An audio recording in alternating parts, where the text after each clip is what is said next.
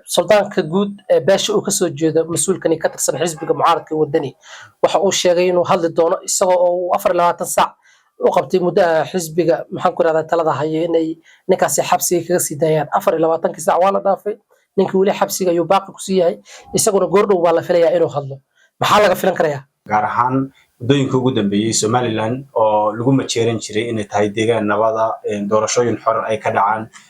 siyaasadeedu ay inta badan lagu tilmaami jiray inay tahay siyaasad develop gareysay ama la jaan qaaday siyaasadda caalamka kulanti wanaagsan khayartana daawanaysay ku soo dhawaada muuqaalkan oo aynu ku falanqeyn doono xaaladihii ugu dambeeyay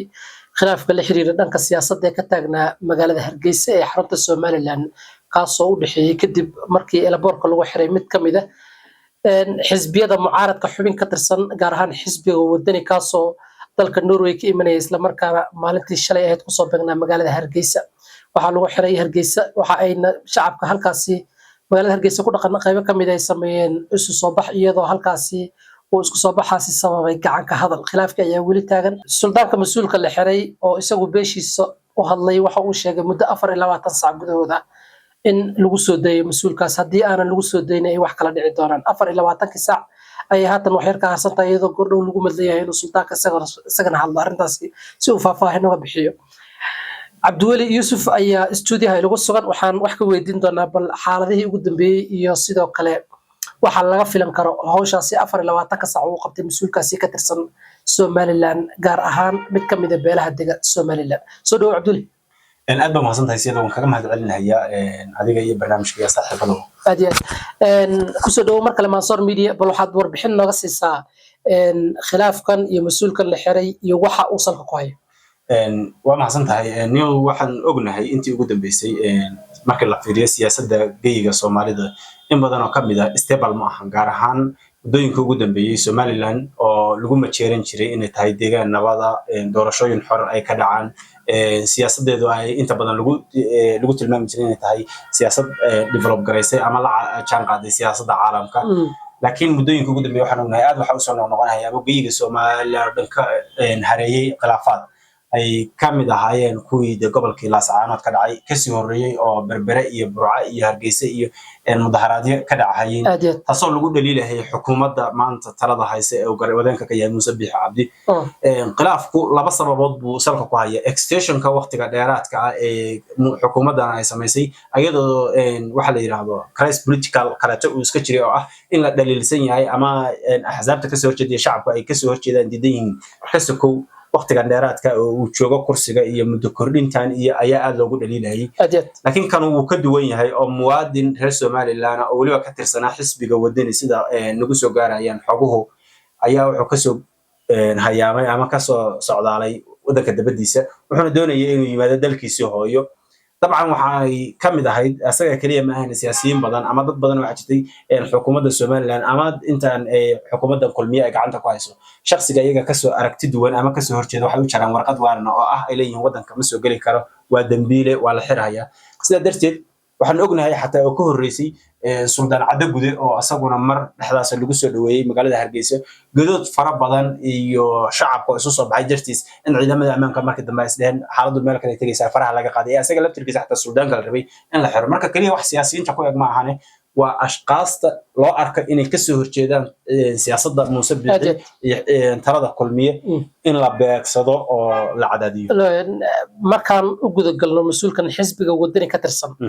haatan isagu lagu eedeynay inuu kicin bulshada sameynaya isla markaana dambiile uu yahay sida hadalku dhigeen xukuumadda Somaliland waxyaabaha lagu haysta maxaa kamid ah waxyaalaha shakhsiga oo lagu haysto sida hore kugu soo xusay ma jirtaan ku irigu hadda qaas oo lagu eedeyn karo aan ka ahayn annaga naga aragti duwanaatay ama sida aan rabnaa u hadli weyday ama waxyaalo aragtidaada xorta ah ayaa ku hadashay inta ugu badan markii la fiiriyo xukuumaddan uu Muuse Biixi garwadeenka ka yahay waxyaalaha ay dadka ku beegsataa waxa kamid ah naga aragti duwanaatay fikir kale taad ku hadashay dabcan dadkii baad kicinaysa ereygii calashan qofku markuu u hadlo dabcan hadda sida aan u hadlayno kale taan u falanqeyno oo ah markii la yiraahdo Somaliland waxay kamid ahayd goobaha Soomaaliyeed ammaanku ka jiray runtii dadkoodu ay developmentiga iyo horumarka badan ay sameynayeen haddana curyaaminta siyaasadeed haysataay markaad ka hadashid oo tiraahdo sidan iyo sidan iyo sidan ba siyaasadeeda wax uga qaloocan yihiin waxaad ka tahay qolada talada haysa agtooda dambiile waliba in ay fududahay warqad waarana inta lagu jaro ayadoon warqad waarana lagu jarin dabcan in xabsiga la iskaga kaadhiciyo sidaynu garanayno suxufiyiin wareeyayaal siyaasiyiin dad badan oo bulshada dhexdeeda magac ku lahaa marka si qaasa wax asaga ku qaasa ma ahayn xisbiga wadani oo baryahan dambe loo arkayay inuu corporation fara badan uu wado oo aruursanayo siyaasiyiintii dadkii waxgaradka ahaa aad loogu soo biirayay la isla leeyahay ama talada ka bedeli karaa kulmiye oo xibinku ka tirsanaa iyo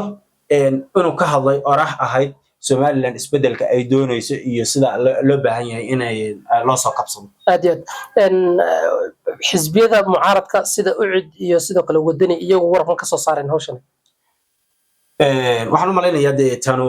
ma ahan wax hadda ku kooban ama shakhsiga ama wax ku cusub arrinta markay ugub tahay ba dabcan warqadan iyo ama in badan warbaahintu la soo wareegsadaa saan ognahay mas'uuliyiinta ugu sarreysa mararka qayb kamid ah la xiray iyadoo mudaharaadkii Hargeysa ka dhacayay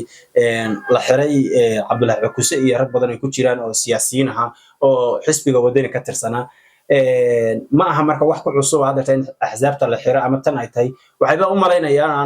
hadda xilligan ay uga aamusan yihiin inay taagan yihiin inay waqtigeedii foosha taaganto la isleeyahay waa xilligii muuse gabagabada ahayd baad waliba waxaa jirtay markii ugu dambeysay is afgaradka doorashooyinkan hadda dhacaya axsaabta iyo xukuumadda ay isweydaarsadeen waxyaalaha la isku afkartay waxa in xanafta la yareeyo oo la joojiyo waxyaalaha kicinaya bulshada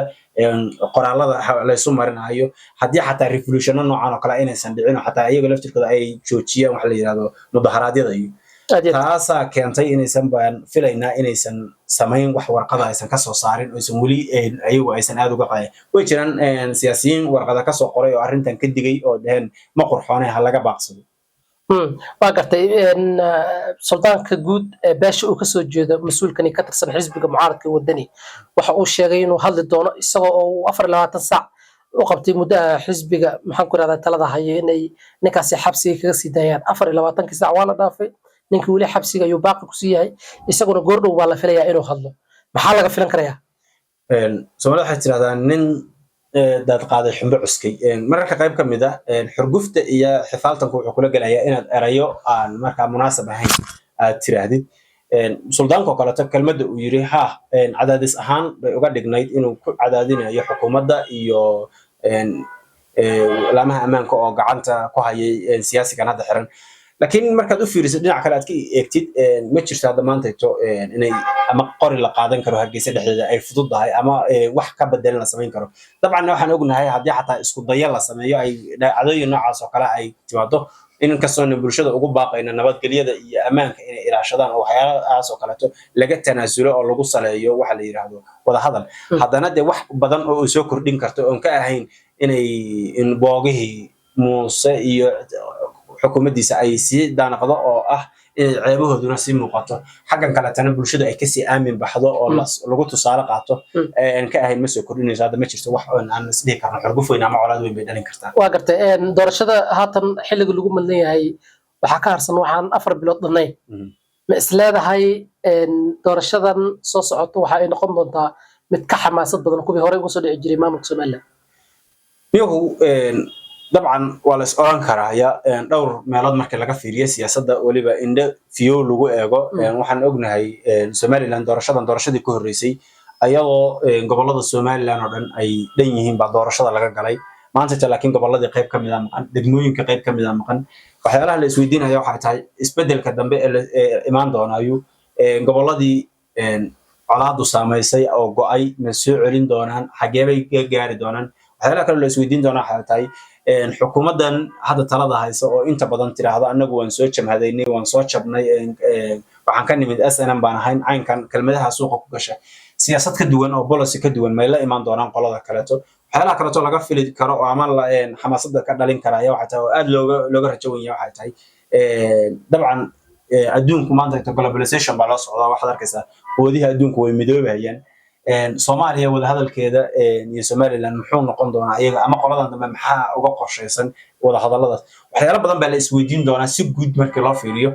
dhinacyo badan laga fiiriyo siyaasad ahaan loo fiiriyo laakiin hadda waqti xaadirkani waxa ugu weyn oo hadda doorashadan oo oran kara aad loogu sugaya ama dabcan aad loogu hanqaltaagaya waxa ay tahay colaadaha gudaha Somaliland ka dhacay beelihii Somaliland deganaa oo intii ugu dambeysay aad u jirtay jijitan fara badan waxaan ognahay gacan libaax oo xataa intay xukuumaddu u maara weyday ay noqotay in xeer dhaqan lagu xalliyo arrinteedii awdal oo waxaan ognahay iyada laftirkeedu ay ka jirto xamaasad kaleeto oo ayadana banaanka laga riixayo sool oo waxaan ognahay gacanta xukuumadda Somaliland oo dhan ka baxday waxyaalo badan baa la isweydiin doonaa ama xamaasad ka dhalin doona barnaamijkaas aad baad mahadsantahay guud ahaan khayrta la daawanaysaa intaas ayaan kusoo afmarinaa waraysigii koobnaa ama falanqayntii koobneed ee aynu ku eegeynay xasaradaha dhanka siyaasadda ee ka taagnaa maalmihii ugu dambeeyey magaalada Hargeysa ee Somaliland si gaar ah waxaan diiradda ku saaraynay xarig loo geystay mid kamid ah axsaabta mucaaradka gaar ahaan xisbiga wadani kaas oo lagu xiray madaarka cigaal ee magaalada Hargeysa iyadoo xarigaasi kadibna halkaasi ay ka dhaceen isu soo baxaasi oo marka dambe rabshado isku bedelay wixii ka soo baxa dib ayaan idin kala soo socodsiin doonaa hadduu rabbi qadaro waxaad ka daawanayseen muuqaalkan Mansoor Media fadlan haddii uu ku soo gaaray muuqaalka follow gare share gare sidoo kalena ra'yigaada qaybta commentiga ama faalada lagu wadaag barnaamijkan midkiisa kale intaanu ku kulmi doono aniga Cabduul waxaan idin kaga tageynaa sidaas iyo nabadgelyo